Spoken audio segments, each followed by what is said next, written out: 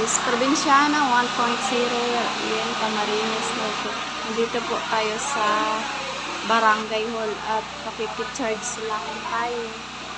Kaya yung hindi ko pa napupuntahan dyan sa inyong mga upload, pakisuyo na hintayin nyo na lang po ako kasi wala pang kuryente sa bahay. Nakikicharge lang ako dito sa sa Barangay Hall.